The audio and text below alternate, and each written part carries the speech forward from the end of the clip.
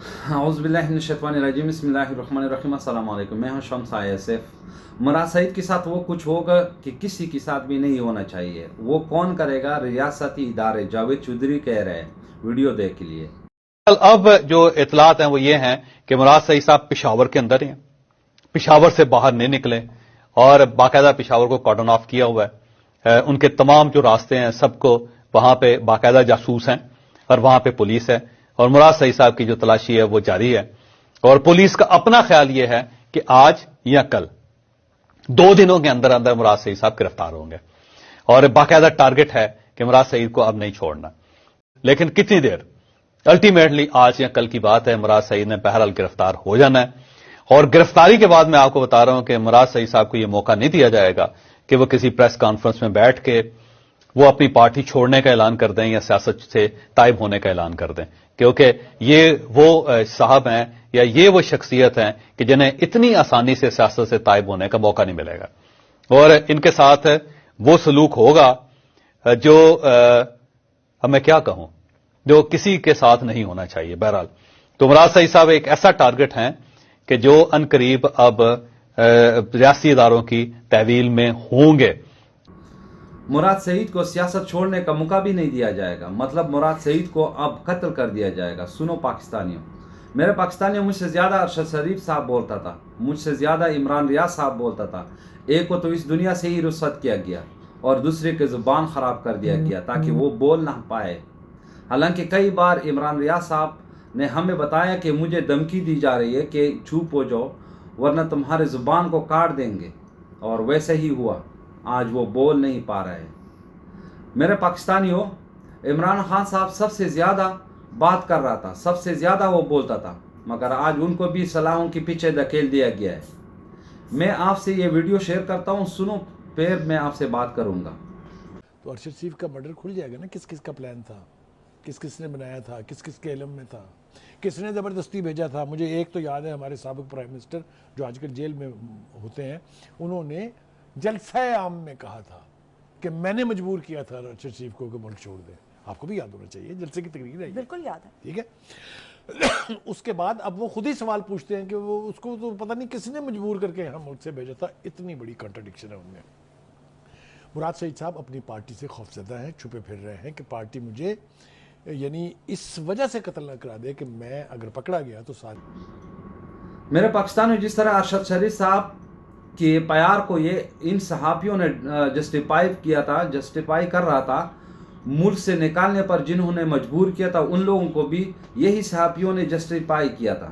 آج مراد سعید صاحب کو مروانا چاہتے ہیں اور ان گھٹیا لوگوں کو آگے کیا ہوا ہے کہ اگر مراد سعید صاحب کو مار دیا گیا یا قتل کر دیا گیا، شہید کر دیا گیا، تو ہم یہ کہیں گے کہ ہم تو پہلے بھی بول رہا تھا کہ مراد سعید اپنی ہی پارٹی کی وجہ سے چھپا ہوا ہے، انہوں نے خود قتل کر دیا گیا.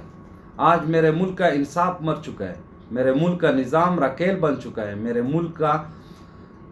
ملک میں انسانیت مر چکا ہے. اگر بولیں گے تو ہمارے بچوں کو مار دیا جاتا ہے، اور اگر نہیں بولیں گے تو اللہ پاک کے سامنے جواب دہ ہوتے ہیں. ہر پاکستانی سب کچھ جانتے ہوئے بھی خاموش ہے. ظلم کے خلاف آواز اٹھانے کی ہمت نہیں ہے ہمیں.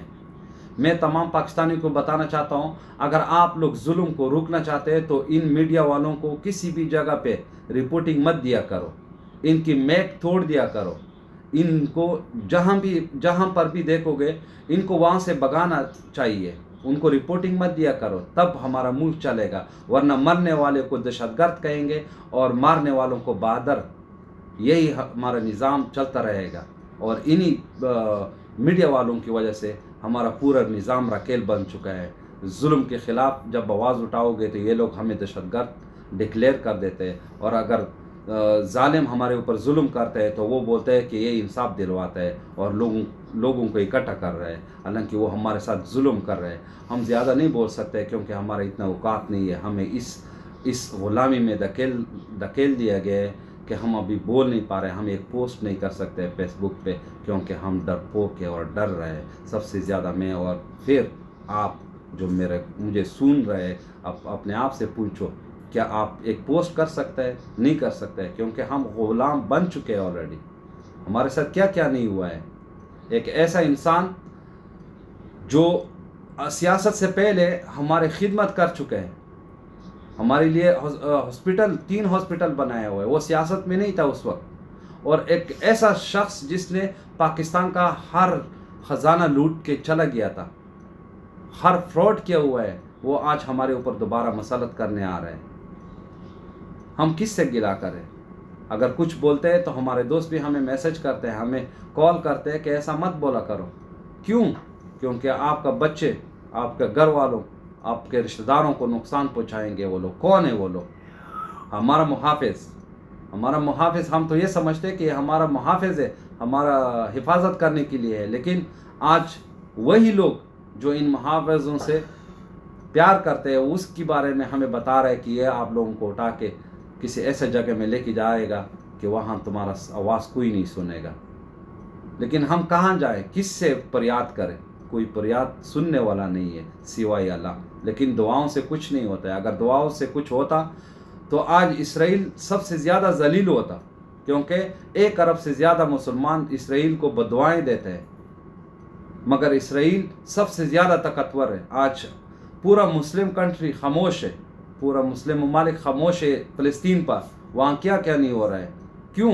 क्योंकि ग़ुलाम बन चुके हैं हम, हमारे रग रग में गैर मुस्लिम घुस चुके हैं। हम अगर कुछ बोलते हैं तो हमें उठा लिया जाता है, हमारे बच्चों को उठा लिया जाता है। तो हमारे मुंह में अल्फाज नहीं है कि हम आपके साथ शेयर करें और आप हमारे साथ शेयर करें। हम इतना बेबस हो चुके हैं। वस्सलाम।